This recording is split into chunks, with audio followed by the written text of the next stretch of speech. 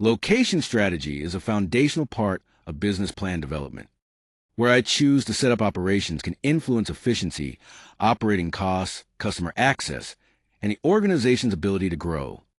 It is not simply a question of finding an available space or convenient address. It requires evaluating how a location supports the broader business model and long-term objectives. The right location can create a meaningful competitive advantage. In this lecture, I'll examine how to identify that optimal setting and connect the decision to the rest of the business plan. Location is not simply a logistical detail to resolve after the major decisions are made. It is a core strategic lever that influences how the business operates and competes. The right location affects operating costs, distribution speed and reliability, access to talent and suppliers, and the customer experience. These factors are interconnected, so a decision that looks efficient in one area may create problems in another. Ultimately, even a strong business model can be weakened by a poor location choice. Choosing a location should be a structured business decision, not a matter of intuition alone. I begin by defining the requirements, including the necessary space, infrastructure, zoning, and access. Next, I analyze potential markets by looking at customer density, competition, and demand. I then compare finalist sites across cost, logistics, labor availability, and growth potential.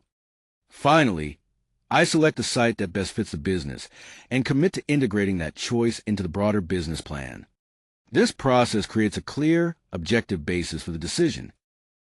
When evaluating a potential location, I focus on 4 connective factors. Customer proximity is often the starting point, because being close to the target market can reduce last-mile delivery costs and improve response times.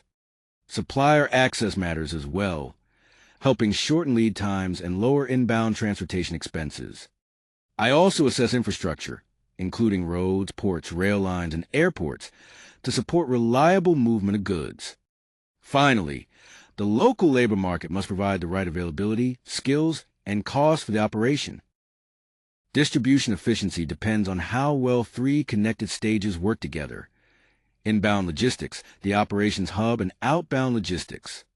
The key is optimizing all 3 simultaneously, not improving one while another creates delays or added expense. In practical terms, efficiency means minimizing total costs while maintaining strong service levels. We evaluate that through several measures: how quickly orders move from the warehouse to the customer, the cost per unit shipped, order fill rate and accuracy, and the frequency of returns or errors. Together, these indicators show whether the distribution system is truly performing efficiently. There are 4 common approaches to choosing facility locations, and each reflects a different operating priority. Market-centric strategies place facilities near customers, which supports retail, food service, and same-day delivery. Production-centric strategies move closer to raw materials or manufacturing needs, making them useful for resource-intensive industries. A hub-and-spoke model uses one central distribution point to serve regional locations, balancing cost and geographic coverage.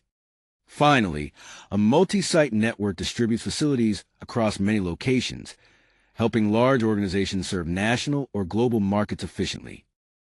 When comparing locations, the headline rent or purchase price is only the starting point. The real cost is the total cost of operating there. That includes real estate, measured by lease or purchase price per square foot, as well as utilities, which can vary considerably by region. We also need to account for local taxes and any government incentives, plus transportation expenses such as fuel, carrier rates, and distance. Finally, labor costs include wages, benefits, and turnover. Looking at all of these factors gives us a more accurate site-to-site comparison. Government policy can significantly influence whether a location is financially and operationally viable. First, I need to confirm the zoning allows the specific commercial or industrial activity I'm planning.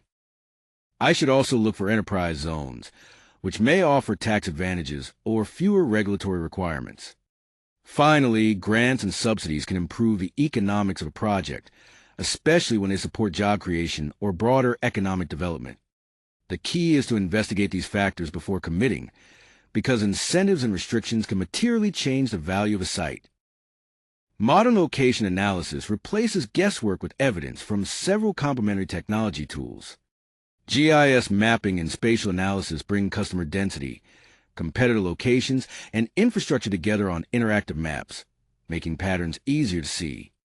Supply chain optimization software, including tools such as ArcGIS, ESRI, and specialized logistics platforms, can model transportation networks and identify efficient facility placements using demand data. Finally, demographic and market research databases, drawing on census information, spending patterns, and industry reports, help confirm whether a location matches the intended customer profile. The location section of your business plan should connect strategy with practical execution. Start with a clear site description, then explain why that specific location is the optimal choice. A strong location rationale answers 5 essential questions: where the operation is located, why it belongs there, how goods or services will reach customers, what the total location-related costs are, and how the business may grow or relocate. Investors scrutinize this logic closely. A well-supported explanation signals operational maturity and shows that location decisions are deliberate, not arbitrary. The key takeaway is that location is a strategic decision, not merely a logistical one. It affects costs, customers, talent, and competitive advantage.